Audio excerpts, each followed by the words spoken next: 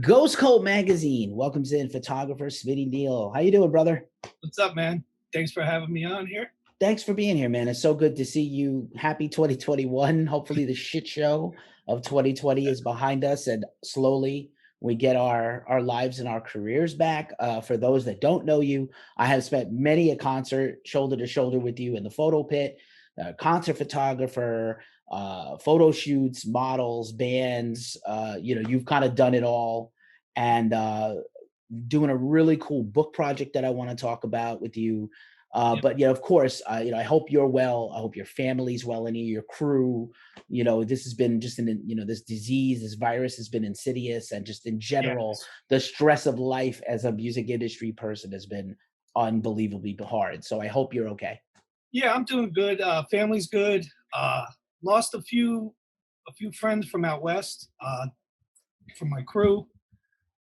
Nobody I really knew like super well, but they're part of the crew's family. So um, I had a couple friends out there that got it.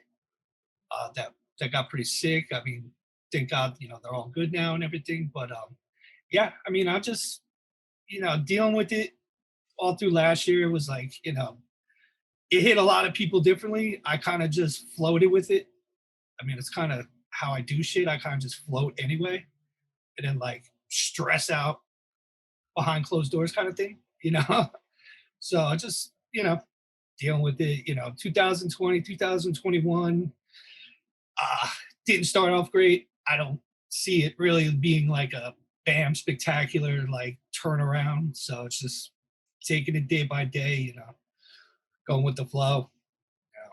That's it. Yeah, man. What else can we do? I imagine for you, you've been doing this your whole adult life. I have a feeling this has probably been the longest period of time for you without a show or a shoot of some kind. You have Right. to be going crazy. Yeah, well, concert wise, yeah, because it's like, and not only that, just things closed down in general. Like, I live slightly outside New York City, but I'm a city person. Like, I need to be around a city. I can't go and move 2-3 hours away from a city and be happy. Like, that shit'll drive me crazy. So I get a lot of city withdrawals. So now I just like I'll get on the train and just go down to walk around a certain area I used to hang out at. Just like kind of post up on a corner or post up on a bench. As far as shoots go, though, I've been getting a little bit here and there. Nothing like, you know, um, nothing I'm super stoked on or whatever. It's just been like, okay, like family shoot, I need the money. I'm not working. So it's like stuff like that, food product shit. But yeah, the shows are killing me. Not even just shooting wise, but just going in general. You know, because like not every show I went to I shot. There's sometimes like I'll go like for instance like Vitus, I'll just go to the show. Just want to hang out, kick back in the background with friends, shoot the shit, drink some beers, not have to worry about being pressed up against the stage and not moving because I'm gonna miss my spot, lose my spot rather, shit like that. So yeah, it's just the I guess the overall, the whole experience of the show itself. Not just shooting it, but just seeing people that I don't normally see on a day-to-day basis, people that I know specifically through the music scenes themselves. Right on. It's been a big disconnect for me. You know me. I was going out to shows, especially once I beat the COVID. I was back to my show business, my show schedule, like 4 or 5 shows a week in Brooklyn Yeah. and wherever else. And I think actually my last show was the last time I saw you. My last show So that I far, shot, Soulfly and yeah. Toxic Holocaust, with that one dickhead guy right in the front, that drunk asshole. Yeah, him and Um, him and his chick, both of them. Yeah, it's Gross. funny that happened. It's not funny that it happened. It's sad that it happened because it ruined my night, pissed me Yeah, off. not just you, a bunch of people. Yeah, and it took away from me shooting that show. Like I got a couple shots of Max, and I was pretty much like, this is it. I'm out of here. I can't take this. I'm gonna end up hitting this dude. And the chick, his chick, I had previous problems with her once at uh Death Angel. I believe it was Death Angel at Vitus. With her like getting in my way and everything and pushing me around, and then like her wind up getting into a fight with another chick that was in front of me. I was just like, yo, you're just a mess in general. Like this is your MO at shows, like. So yeah, it kind of sucked that went down because that was the last show I attended. Aside from what people have been doing out on the streets and stuff like that, but actual like inside a venue, that was the last one, the last one I shot. And looking back at the photos, I'm like, it pisses me off. Not because like I didn't get great photos, it's just because who knows when I'm going to be able to do that again. Right on. I've shot Toxic Holocaust before, so not tripping on that. I've shot Max and Igor when they did the Return to the Roots tour. So it's not like I haven't photographed these guys. It was just that it was the last one, and on the home turf as well. Basically. Right. It was, I remember seeing you after that altercation. I saw you at the bar and you would chill, and like people don't understand a little bit about concert photography. I think people just think it's like outside people who do the photography or people who just go to shows. I don't know what they think of the concert photography fraternity or, the crew of people that do this. Like not every show, a lot of shows are challenging. There is no photo pit at a place like St. Vitus Bar, which I love. That show was sold out. They had 2 sold out shows and it was a great show. The lineup was great. I was definitely pinned to a wall. I had been there early to interview a bunch of bands, and then I came up to shoot the bands. And by then it was packed in. I gently squeezed my round self up to the front. I found a spot on the corner of the stage and I planted myself there. But these shows, the sort of DIY shows have no barricade. There's no area for us. We're just trying to discreetly, as much as possible, get our shots. You're a tall guy. You can shoot over people, but like we are in the way of some of the concert goers. Typically, the average fan sees us and knows that and lets us do our thing and then slink out. Sometimes I will enjoy the show or it's one of my favorite bands and I'll just kind of hang there, but I'm never purposefully obstructing anybody's good time so I could get my shots. I'm trying to be all chill about it and discreet. And some people are major assholes to us. And, you weren't the only one that night dealing with that guy. He definitely grabbed another guy's camera and was ready to assault him with it. And that's another. Yeah, I remember you telling me about that. Another peer of ours. And like, it shit was uncool. And that dude. Yeah. I'm sorry. Go ahead. No, you go ahead. See that dude, it's like that dude's not even like for that dude, it doesn't even have to deal with us. Like that's just, like I said about that chick, that's her MO. Like she was starting shit, they're trying to get up on the stage and they don't want to move. And that's that. Nobody's getting in front of them. Nobody's getting on the side of them. You're not going to take their spot. They don't care if you're a photographer. They don't care if you're just another fan. You have those people that are just straight up dicks like that. That dude, even if I was just standing there without a camera, that dude probably would have been doing the same shit to me as he was, even though I had the camera. The whole like stiff elbow to the side, like he ain't letting me move anywhere while I'm like falling over the stage because I'm not that short. Stage is short, so it's like that stage is right below my kneecaps. So it's like digging into my shins. And this dude is like just like him and his chick are just like the ultimate asses. And like I said, that chick with her problem with the girl at the Death Angel show, that was just a girl that was standing there. She was trying to squeeze in, and the chick was just like, yo, what are you doing? Like, I'm standing here. And she was just like, nope, she wanted to be right up in the front, and she didn't give a shit about nobody else but her, Yeah. And to an extent, I understand that if you're trying to get close to the front, you paid your money and all that, but that kind of shit might kind of fly at like Gramercy or Irving, where you have a gate in front of you that's like chest high. You're not pushing people against the stage that's like coming up to their knees where they could just fall right over, and it's like, so yeah, just people just sometimes are inconsiderate. And like, I'm not there, like, it's not like I'm not there just to have fun and take some photos, go home and plaster them all over, Instagram and call it a day. Like I'm there, like, somebody from a record label or, depending on the scenario, a publicist or somebody's giving me a ticket for me to be there to shoot their bands and to cover their show. Like whether it's being paid, whether I'm being paid or not, I'm there to do a job. So like by people doing shit like that and being dicks, and it's like you're interfering with me doing my job. Let me do my job so I can get the hell out of there, and you can continue on being an asshole to somebody else. Right. Let me do my shit so I can go.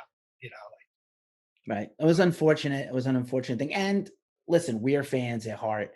I'm Like, not bagging on fans. Most people have let me, I'm shorter, have let me squeeze in and get my shots and get out. Most fans are cool. Most fans are like, yo, where can I see your stuff? A lot of people I have met at shows have gone on to support Ghost Cult, have gone on to support me or one of my other photographers at shows all over the world. mhm. But occasionally you get some dicks. And Yeah, I it's mean, like, don't it be a doesn't dick happen out to everybody. often, but I've had with crowd people, like at shows where there's no pit. I've had Out of all the shows I've shot where there's no pit, I've had maybe 3 incidences. 2 of them was with the same person, that girl, Death Angel and Soulfly, her boyfriend or her friend, whatever. He wasn't her boyfriend, she said, whatever. And at Highline once, like a dude, like Highline. literally, like got right in front of me and started like throwing his hands up, and I was like, dude, like I'm trying to shoot this show.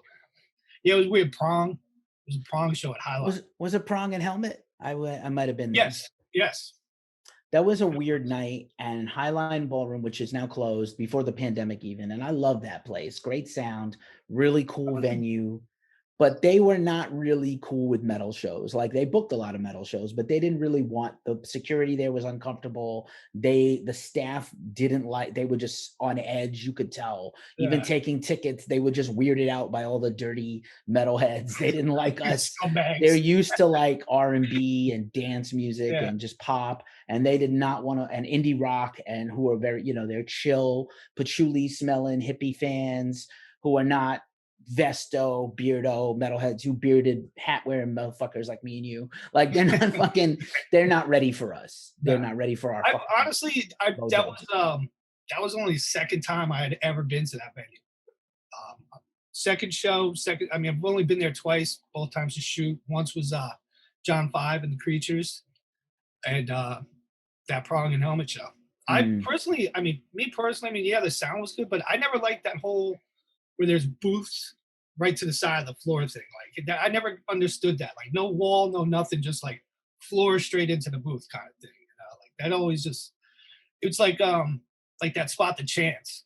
They have like a real short floor, and then there's like a restaurant seating type of thing going on, and then the soundboard, and then like a full on bar that stretches the whole length of the place. Like that's just like that was another spot I've always been like, who the hell fucking why would you want tables and chairs? Like, who's ordering food here? Like, and they don't even serve food. That's the thing. It's like right. set up to like serve people food, but they don't serve food. I, So I'm it's weird. I'm glad you brought up the chance, because I know that you really cut your teeth in the hardcore scene, and I was going to ask you about like hardcore shows versus just even your average metal show are a I completely actually, different animal. metalhead. I wasn't into the hardcore scene. Growing up, Okay. I was full on thrash metal maniac. Like, everything now that everybody's old and shit was like just starting. Like Sepultura, Testament, Nuclear Assault, Overkill, Megadeth, Anthrax, all those bands, King Diamond Slayer. This continues. So yeah, Indeed. I was growing up, I went from rock straight to metal, and then just further into it. Nice. I think I met you at a punk show, and that's why I have that impression.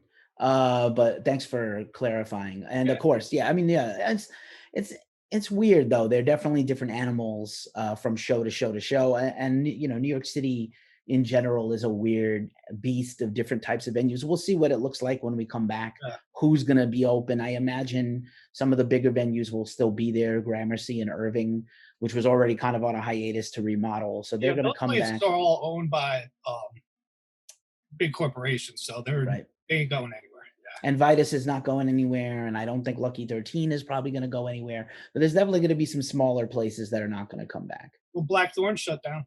I know, that's a bummer. I'm going to talk to Mike SOS pretty soon, so we're going to talk about Blackthorn. I go back to like the Bronx, Blackthorn, and Castle Heights, of course, as do I you. remember that So spot. yeah, I mean, cops raiding Castle Heights and drunk all night in Blackthorn in the Bronx to my old stomping grounds. But sad about Blackthorn 51. Perhaps they're going to reopen somewhere else. Um, I I did see think a few. that's I think that was kind of said Yeah, in the post when they said they were shutting down, that they were planning on, once things get, back to kind of normal, that they were going to try to find another location. So I don't think they're like completely out of the game. yeah, So maybe they'll be back. Those guys don't, they can put people in a place and book tours, and that's, like again, people don't understand. And there are actually, I don't think like the average fan knows this, but I think there are probably some bigger touring agencies and bands that are putting holds on rooms now for next year or yeah, later this year, whether they actually play those shows or not. Because if you don't actually hold the room, there's no tour to look forward to. There's nothing to try to book or plan. yeah, I know a pretty prominent agency was putting like literally booking the equivalent of tours in major cities, like just putting a hold on rooms. Here's a range of dates, and here's money to put a hold on the date, and we'll yeah. work out the details later when things open up. So it's very frustrating. This is, I hate to continue to the word unprecedented has been used more this year and last year than ever before in an unprecedented way, horribly. Yeah. No bad pun intended. And we just don't know what the future looks like. No one has a crystal ball with this thing. Everybody thinks, everybody's under the impression, like, I mean, last year everybody was under the impression that, oh, can't wait till 2021 when the concerts started. Like in 2020, I knew from personal, people I know, as my friends rather, they were like, dude, nothing's going on until 2022. And I myself as a realist, I was like, yeah, I don't see how that's going to happen in 2021. Like, it's just, nobody knows what's going on. And fast forward to 2021, and all the shit that was already scheduled is being canceled. All the Euro shows even and everything. So it's just like, you just gotta, yeah, can't wait for the day shows come back, but just, worry about what's going on now. Like, it's good to have something to look forward to in the future and um, kind of dream of it, kind of deal, I guess you could say in that aspect. But reality is you got to worry about now. You can't be dreaming about shit, in the future that, and then getting bummed on it when it gets canceled. I think that's what hurts a lot of people. I think what's not hurting them, but giving them their issues, people that, go through anxiety and all this depression and shit, that they keep setting themselves up to be let down. Like some people that only have a concert to look forward to, like that's their life, going to concerts. Everything else is just work my regular job that I hate getting up for every day, and hanging out with friends. And that's pretty much, some of what some people have. And to keep setting them, I think that's what caused a lot of people issues personally. For I'm sure. probably wrong, but No, you know, it sounds kind of right. I always equate it to the same thing. There's always you have people who build their whole identity around a genre or a band, and then they find out that somebody in their band that's their favorite band is a horrible person and did something horrible, and then they're like, I have an existential crisis. I don't know how to be myself anymore because I was like revolved around this thing. But lastly, and just last on this demoralizing topic that I have talked about a lot with you, and I want to talk about some cool and fun shit with you. When, like, irrespective of when things come back, what do you think is the type of show you will feel comfortable shooting first? A small club show, a big festival, a theater? What do you think that comfort zone for you personally is? I guess it. I mean, that I can't give a solid answer on that. It would depend on where the state of everything is at. So if they, you know, next month all of a sudden Vitus has a show, I don't know. But if next month the Garden had a show, there's a whole lot of space to separate people with. So I think, depending, like I said, it just depends on where everybody and everything is at. Right now, I wouldn't be comfortable shooting a small show. I mean, I get on the subway, all the time and constantly see people not wearing masks. It's like you can't do something simple like that when you're riding a train. Like, I'm not. fucking with you in a venue. You know, like not only that, like you're surrounded by people breathing on you and everything, and sweat flying all over the place. Depending on the shows and shit, it's like you get more germs on you than being in a kindergarten class or something. Like them little buggers are freaking germ magnets. So it's like I would say the larger the venue, the better for me personally in the beginning. But that, like I said, though, that also goes to where we are with it and everything. So All right, we'll wait and see. yeah, Maybe all you can do. we'll return to this question again later, sometime down the road, after a bunch of people have been vaccinated and this thing Yeah. is dying down, hopefully, and our tours and festivals get to come back. I know we're starting to see the cancellations already for the summer, so I have a feeling the summer is probably going to get lost, and then maybe we'll talk about the fall, maybe. But on a Oh, positive, 2021 or 22? oh, I mean, like, I think this summer is probably this year. The summer is definitely looks like it's going to be This year's lost. done. This year's Yeah, done. Nobody's no. If anything, there'll be individual shows. There's no tours going on. No probably tours, not. no festivals. I mean, they've already canceled Coachella. They already canceled Maryland Death Fest is canceled till 2022. Oh, it's a Uh, heartbreaker. Another big festival out in Europe.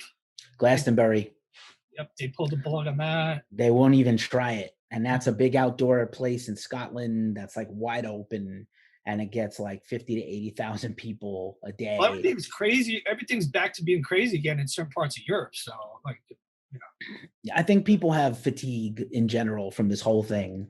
We didn't handle it collectively right as a group of people without getting too political. I know it's not interesting yeah, for us to talk about, but like I think it was handled wrong all the way, and now we're still suffering for it. And hopefully people wise the fuck up, because I want to go back to shows. I want yeah. I mean, to all I want to rage at a show. it's as simple as putting a mask on, man. That's it. Just That's who the hell I'm likes wearing a mask? I don't like it, but you know what? yeah, If it's gonna help me, save friends of mine, save some freaking random stranger that I don't even know, hey, then you know, right. do it. A good friend of mine was like, "Why do you think these numbers are spiking?" I was like, "Because people are full of shit, dude. Like, they're lying. They Yeah. must be lying. Like, they wear a mask when they have to go into a supermarket, and then they are definitely not social distancing or wearing a mask any other time. And that's how this thing is spreading. There's no other answer. I That's the seen only friends. logical thing." I seen friends that I know, people I know, they're down in Mexico partying and shit. I'm like, what the fuck? I'm like, what's wrong? I'm like, you looking to die? 4th of July, I knew a bunch of people that drove down to Tennessee to hang out for the week. I'm like, yo, dude, people are crazy, dude. Like, Yeah. small group, okay, but you're traveling out of state. You're all partying, swimming and shit in the lake, everything. It's not cool, I man. know some very well-off people that can do like private planes and yachts and stuff with their closest all getting tested friends. I Yeah. think that would be okay under certain circumstances, but even then, I think personally, no. Like, this shit's crazy. People are lying. They're definitely not. They're not taking precautions. They're not being safe. And best of Some luck to people just us. don't care, period. That's, Natural selection. yeah. I mean, Some there's people people just that gonna die. they just don't give a shit either. It's like, Yeah. you're not in the city anymore, but you were up until not too long ago. So, I mean, you can see it. Like, once they It's put all the brutal. outdoor dining shit up, people were like, oh, it's party time now. Dude, my block was all block parties for a while, especially once the warm weather hit last summer. It was Mhm. all block parties and just people eating out of the same tray, like a block party. Yeah. Trays on sternos, and everybody's got a plate, which I love. I'm a family, cool people. I love a party, but like I was like, this is freaking me out. I gotta go hide Yeah. under my bed and have a cry because like this is stressing me out so bad. But on a positive note, what Yeah. I like that you have done is, unfortunately, this thing has befallen us all and crippled our business and our industry and our lives. But you have taken this negative and turned it into a positive. You're working on this awesome photo book project, and I really wanted to talk to you about this and really hear your story about why now. You've been doing this a long time. I'm sure you have a tremendous amount of stuff to pull from. Why this photo book project now? And let's hear all about it. All right. Well, I was never I was never looking to put out a book anytime soon before all this happened. For me personally, yeah, I've been shooting for a while. I haven't been shooting that long though. So for me, a lot of my older stuff, I'm just, it's to me, it's old. It's just me starting out. So it's like, I'm like, So there was, it wasn't something I had been planning on or working on doing. I had, right when, during COVID, I think I just signed up on somebody's mailing list or some shit for some printing company or whatever. And I received a voucher to do a photo book. Up to, it was something like $100 voucher, but I had to do a specific, like, I guess they were promoting a specific style of book because I had to do it on a specific type of paper with a specific type of cover and everything. It was very, very restricted. So I was just like, oh, what the hell? It'd be cool just to put one together, you know? And in the process of putting it together, I was like, hey, you know what? Somebody just gave me something for nothing. And all they're looking to do is have me do a review kind of thing.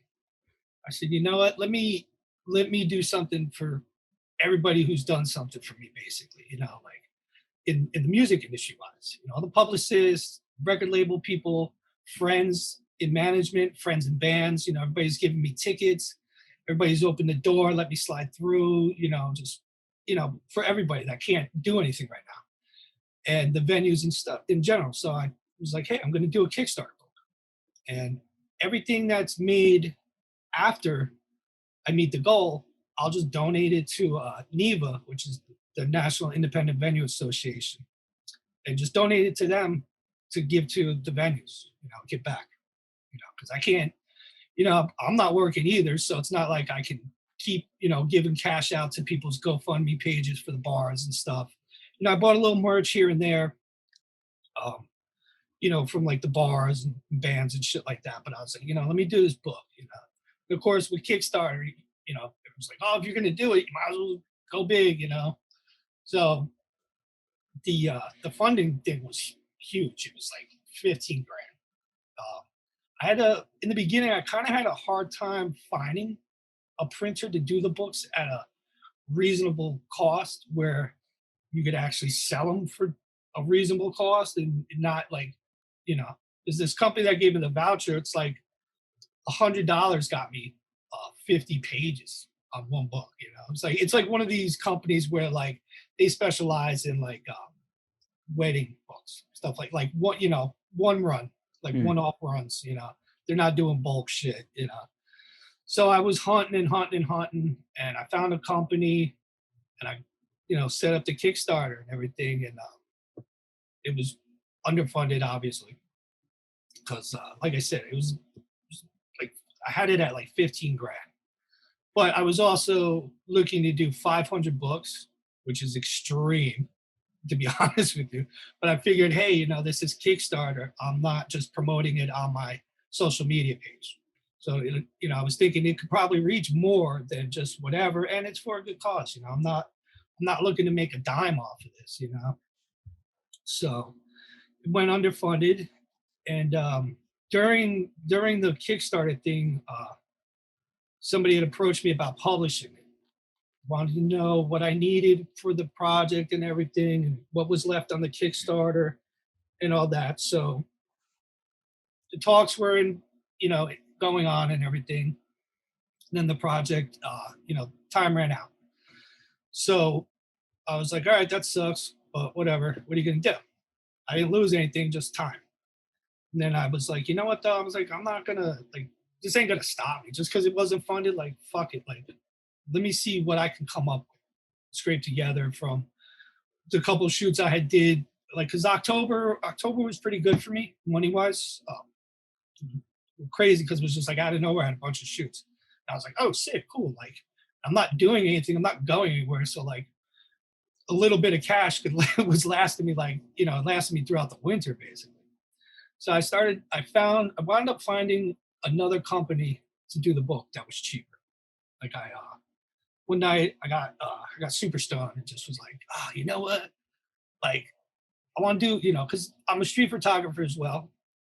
So I wanted to put together a little. I was gonna put together a little zine. So I was like zine hunting, as far as like price wise, and I stumbled across this page that printed hardcover books and shit. So I was like, whoa, how come I didn't see this when I was looking for it originally? Like this could have brought that whole Kickstarter total down like extremely.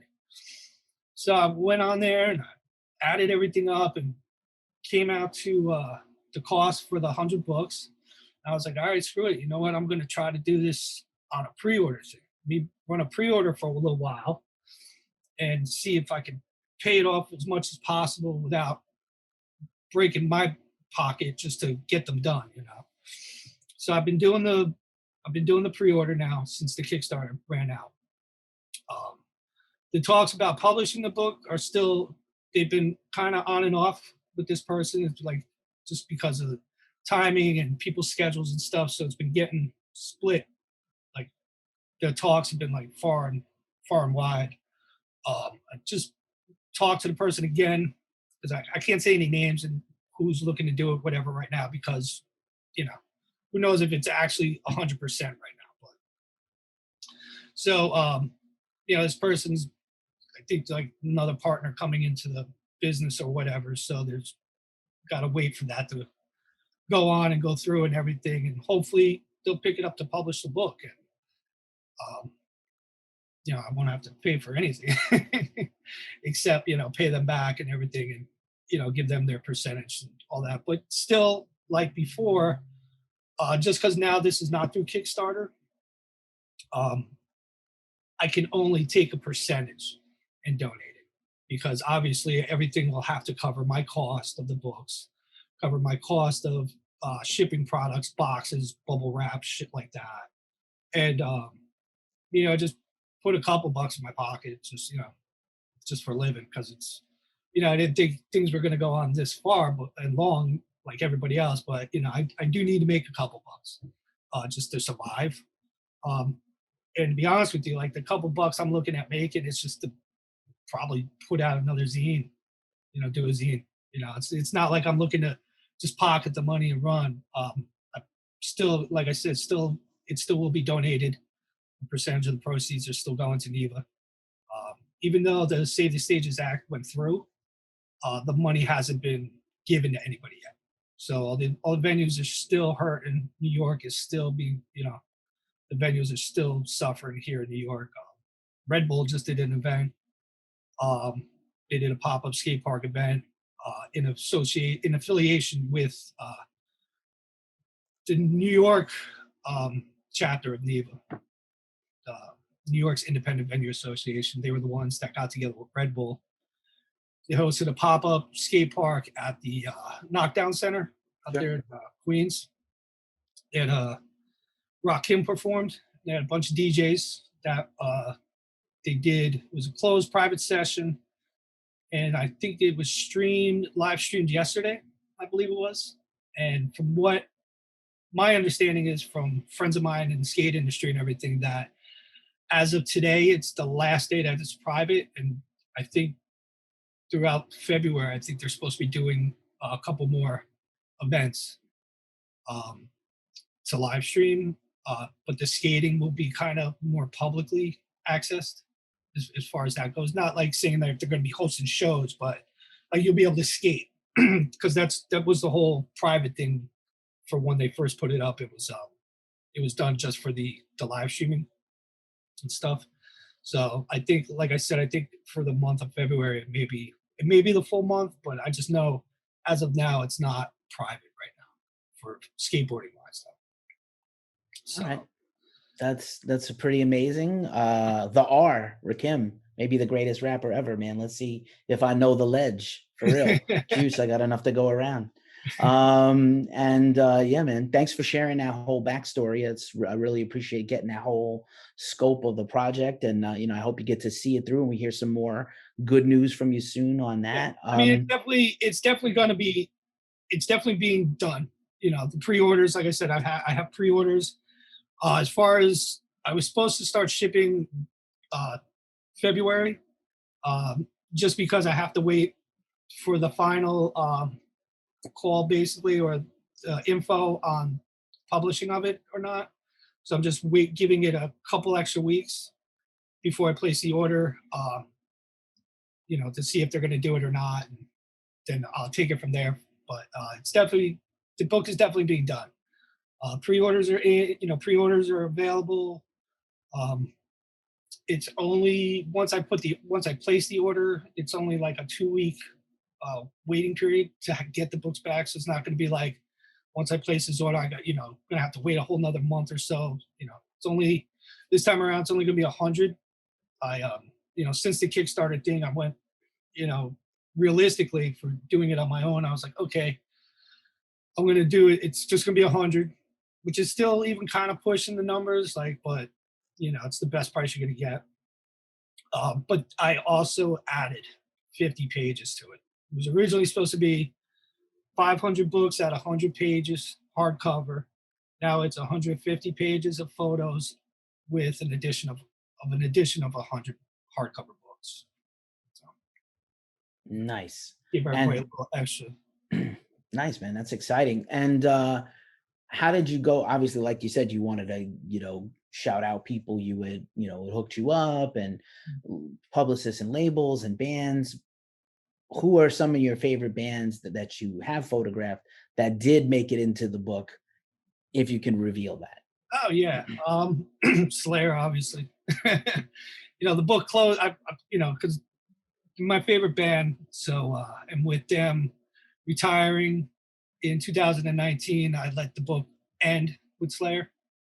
They got a couple extra photos more than everybody else. They got kind of like a little goodbye section. No text or anything, but they're in there. Priest, Megadeth, Anthrax, damn near everybody, almost everybody I've shot pretty much in metal, hardcore, and punk, minus new metal. So it's pretty much everything that I grew up on. And there's a few. There's a few. I guess I wouldn't call them new metal, but some people may not classify them as metal. It's just people's opinions and shit, which I don't care about. But like Manson's in there. To me, he's metal. I don't know what subgenre of metal you would classify him as, but he's in there. My homies from Hollywood Undead, I had to put them in there. Those are the dudes that gave me the start to everything. I wouldn't even be shooting if it wasn't for my good friend Jarrell in the band. I had, to me, photography was just always like a hobby thing. As an artist, I paint, I draw, I illustrate, graphic design, all that. Photography was just always it's thrown in the mix. So it was just nothing before this all came about. My whole thing was art. I'm going to be a successful artist. Then computers came into thing. It was okay, now I got to learn freaking graphic design. And I've always worked within the art field somewhat for the majority of my adult life, I say.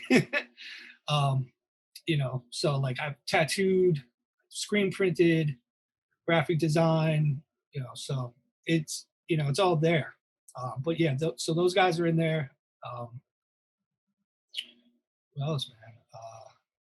There's a few that I shot that I didn't put in just because it's I don't want to say this in a mean way, but it's because like I said, I haven't been doing this since the 90s, so I don't have classic old photos of nuclear assault at the Ritz or something, or at L'Amour's. I have nuclear assault's one-off show at Warsaw.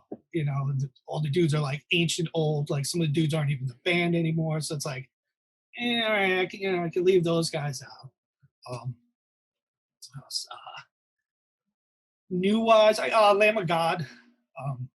Even though they've been around for a while, but like I say, when you get back into the whole people's opinions and stuff, you get I'm sure you get some old ass thrash head that Lamb of God, that shit's not metal, that's new metal or whatever, So Monomarth is more of a recent band that's featured. I'm trying to think, man. There's a lot of shit in there.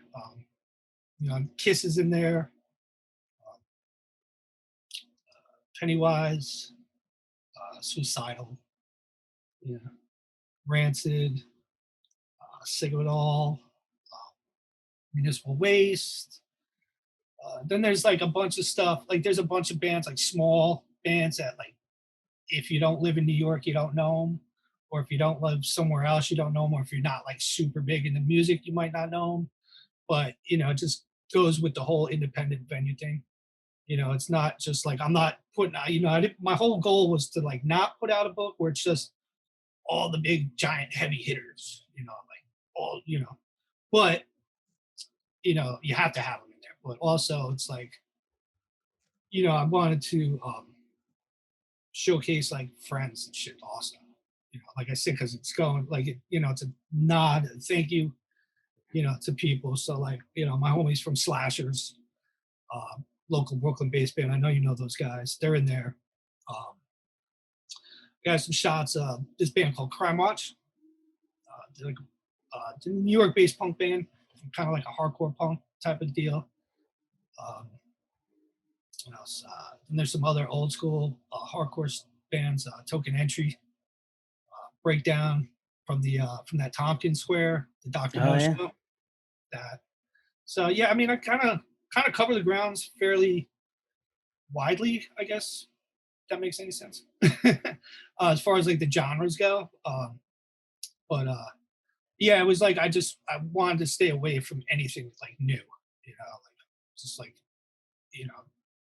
they want like nothing against them or anything, but I want like in this I want in this moment in the book, it's just like it all kind of has to flow together too. I can't have like I got like in this moment, and then there's fucking Slayer, Megadeth, Death Angel, Overkill, all these crazy thrash bands and shit. So it's like, you got to kind of limit it, and plus, like just like putting it together to begin with was like a journey and a half. Like just like when once I first started, like just getting photos together, like open up the folder one night and starting to go through them all, and I'm like, holy shit, I got a mess here, man. I'm looking, I'm like, what the hell was I thinking? I'm like, nah, this is going. This is delete, like, and then finally when I narrowed it down to like, okay, this is it. And then starting to put together the pages and then page orders and all that shit. It's like, so like another delay on the book also has kind of been my analness of like, like I have a problem with everything I do. I constantly go back to shit when I'm like, okay, you know what, dude, leave it alone. Like enough's enough. Like you always wind up screwing things up that way. Especially like when it comes to like photo editing. Like I'm the worst with that shit. Like I just like, something that could take somebody a half an hour takes me 2 hours. Because I got to constantly go back and forth. Like, you know what? Maybe I could change this. Finally, I'm like, okay, you know what? It's not. I got to put it down, or I'm gonna screw shit up. And so like same thing with the book, going back and forth, changing page orders, adding more photos and stuff like that. So now then I had this bright idea the other day. I was gonna put a little text in it. And I was like, no, now I'm opening a whole nother freaking door. I'm like, let's close that shit before I even get started. Like I'll throw a thank you up there and a dedication thing. I don't need to put no text. And it's not a biography or anything. It's just a coffee table book to enjoy, memories that we now have to, remember. It's one of those. Word. That's great. And I love hearing about how you got your start there. Just kind of for a last question. And obviously, this could change, or maybe, I don't know, but who is out there that's still around that you haven't shot yet? That's like your bucket list show or concert to photograph? Iron Maiden. It's hard to get them. Yeah, I know. So hard. The last tour, I was pretty bummed to see everybody shooting them. And I was like, how did I get denied on this shit? It all goes back to the whole, it's in New York, there's a million people to choose from, and I was just like, damn, 2 nights I couldn't get either, I was just like, fuck. Them and Metallica, just because like I grew up on Metallica, even though like everybody's got their Metallica opinion. You know, it's an actual opinion. It's called the Metallica opinion. Right. But yeah, I mean, like growing up, late '80s and shit, like Metallica was badass. Metallica was the first concert I saw. Wasn't their tour; it was Monsters of Rock, but the first band I ever saw. Because of Metallica, I I know the bands I know now. Just in that genre. So yeah, so they would be cool just to shoot, just to be like, okay, shot them, done, over. But yeah, just Priest. I mean, not Priest. I'm sorry, Maiden, Metallica. Um, and this is kind of like this is my reality bucket list. Because I could go on like, oh, Guns N' Roses and this one. No, like we're talking reality shit here. Um, Iron Maiden and Metallica. Creator. Uh, I kind of want to say that's it, really, man. That like that I never shot, that I want to shoot. Everybody else is just kind of like whatever. If it happens, it happens. If it don't, it don't. And that and the fact that I've pretty much shot every band that I grew up idolizing, and going to see numerous times when I was in high school and shit like that. I mean, hell, I've even shot people I didn't ever think I would shoot. Like Cher, for instance. Like I didn't ever think I'd be photographing Cher, like. But yeah, I shot Cher. She's a legend, yo. Yeah, She's a legend. yeah, dude, not for nothing, man. Great show. She puts on a great show. I mean, I shot her twice, and the shows were freaking phenomenal, man. Obviously the costume changes and everything, but this show is like it's a well put together show. How much it's actually her singing these days, who knows? But shit. But non-reality wise, bucket list, Fleetwood Mac for sure. Fleetwood Mac and Eric Clapton. Clapton and Fleetwood Mac. Who knows if they'll ever tour again? I know. Right, I know. I don't even know who's in Fleetwood Mac anymore. The only one that's kicked out Lindsey. Yeah, that's it. That's the only one that's not with them. Lindsey Buckingham. Well, at least their last tour. They booted him. But yeah, I mean, I've seen them, the whole band together with Lindsey back in the day. I saw them that last tour they did in, I think that was 2017. That was their 50-year tour. And yeah. So I've seen them together as a whole, and I've seen them with the replacement guitars. But yeah, I think it would be more or less just to photograph Mick Fleetwood and Stevie Nicks overall. As opposed to like carrying that, of course, like it'd be great to be able to photograph Lindsey with Fleetwood Mac. Like that would be, of course, be awesome. But yeah, I mean, if he's not in it, whatever, like, even if Stevie Nicks does another solo show, that'd be great. Lindsey is kind of like the Dave Mustaine of classic rock right now. It's like you get fired from your own band after like 35, 40 years, dude. Yeah, right out. Yeah. Literally, yeah, and literally the amount of success that they've had, even just this last year with like the TikTok thing and Dreams, like he's probably kicking himself in the ass, man. Yeah, well, he sold his I think he sold his rights off.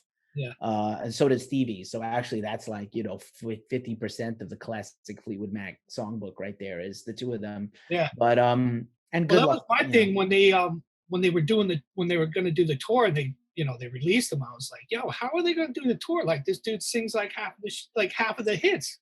It's all him and her, like how's that going to happen? But they were great, man. Like I forgot the guys' names that replaced them, but they did a phenomenal job. It's like I feel bad. I can't remember this dude's name. I think it's Neal, the singer for Journey. Oh, Journey and Neal Pineda, yeah. Like him, man. Listening to him sing, like it sounded just like Steve Perry. I was like, wow, man. Like, so that was cool. Seeing them, shooting them, actually. That's awesome. Yeah. Oh, you know what? Def Leppard. Def Leppard's a reality. Yeah. tough, but gettable. They're Yeah, tough though. I'd like to see. We'll see if that stadium tour happens. I'm still hopeful. I would like to. I've seen Crew enough. I never need to see Crew ever yeah. again. But I would go to see Def Leppard and Poison and Joan Jett and then Crew. You know, like I would Def definitely Leppard, go. Def Leppard would be the only band on that tour I would care to see. Yeah, I saw Motley Crue's final Garden show, Mm, and I was like, "Yo, I'm glad I scalped these tickets off of the last minute. Because if I would have paid full price for that, I would have been like livid." right. I got like a couple hours before the show, StubHub. Somebody was like $40 ticket up in the bridge section at the Garden. I was like, "What? I'll take this shit." Bought it, boom, threw some clothes on, and jumped on the train and shot right down there. And I was like, "Wow, man!" I was like, "This is horrendous, bro." I was like, "Jesus." Yeah, yeah. When I shot Journey, they were opening for Def Leppard, and everybody. I say everybody. There was four of us, I think, that were picked to shoot Journey. But yeah, we were only allowed Journey. And that was it. Mm. Like It's Def yeah. Leppard, Def they Leppard's all got had their issues. individual. Well, Def Leppard, they all had their individual photographers. Right. So it's like, um, You got to catch the Botox at the right angle. yeah. But it's funny though because they allowed photographers when they did that tour back in I want to say 2017. They played Jones Beach.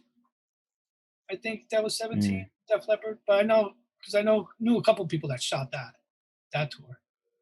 But yeah, I mean because they're great live too, man. Like, So they're good. Yeah, I'm just such poking fun. I love Def Leppard. I love Def Leppard more than most people, and I especially love Def Leppard before the 90s. Like that 80s Def Leppard is my jam. I grew up uh, on Pyromania. Yep. I was what fifth? I was in the fifth grade when that came out, and I was like, MTV, so they had the photograph video on. And I was like, wow, this is awesome. Bought the cassette. It's funny we're talking about Def Leppard because I've been blasting my phone lately, high and dry. Like it's been on like regular rotation. Great record. I Very Rip Steve underrated. Clark. Rip Steve Clark.